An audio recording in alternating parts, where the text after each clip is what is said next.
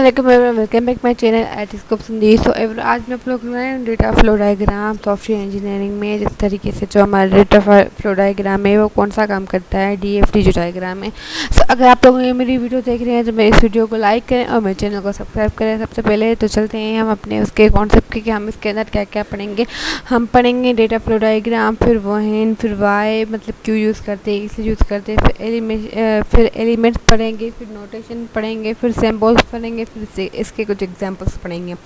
तो आते हैं डेटा फ्लो डायग्राम हमारा क्या होता है, way to model real world situation. इसमें real world situation they are the interface between the real world activities and understanding of how this can be convert into computer system. इसको किस तरीके से जो है हम डेटा फ्लो डायग्राम को use कर सकते हैं कि किस तरीके से इसको हम क्रिएट कर सकते हैं, इंटरफेस कर सकते हैं। तो चलते हैं हम वाई वी यूज़ डीएफडी कि हम जो डीएफडी मॉडल है वो क्यों यूज़ करते हैं। डेटा फ्लो डायग्राम हम किस लिए यूज़ करते हैं, सबसे पहले कि हम अपने पूरी जो डेटा है वो कलेक्ट करते हैं।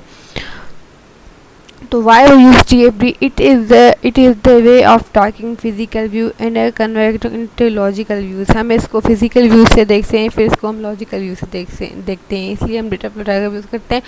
The physical view are document involve. सबसे पहले हम इसके अंदर जो भी डॉक्यूमेंट्स है वो अपने इन्वॉल्व करते हैं। फिर the logical view the data the contents the main purpose is communicate with the user the analytic understanding the scope of system.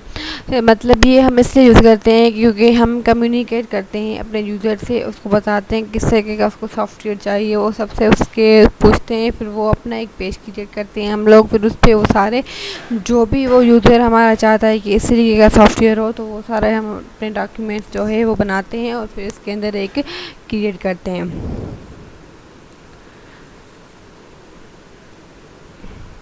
Data flow diagram DFD describes the flow of data or information into and out of system। जो data flow diagram है वो describe करता है follow of data. वो follow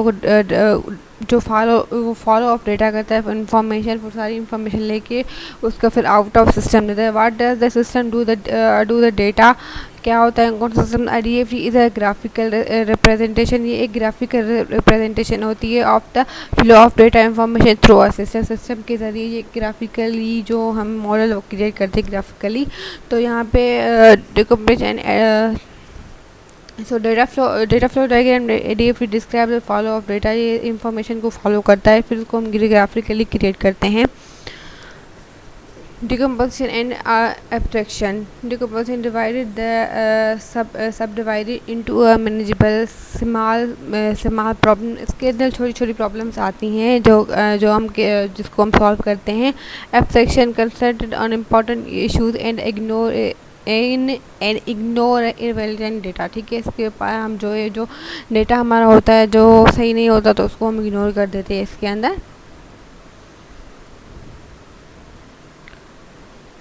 तो इसके बाद आते हैं एक्सटर्नल इसके एलिमेंट्स आ जाते हैं कि कौन कौन से एलिमेंट जो है हमारे इसके अंदर होते हैं। सबसे ज़्यादा एक्सटर्नल एंटिटी होती है जो पीपल दैट सेंड और रिसीव डेटा फ्रॉम सिस्टम। सबसे पहले इसके अंदर एक्सटर्नल एंटिटी इसको बोलते हैं जैसे पीपल जो लोगों से हम इंटरेक्ट करते हैं, सेंड करते हैं, उनको रिसीव उनका डेटा उन्हें सेंड करते हैं, फिर रिसीव करते हैं।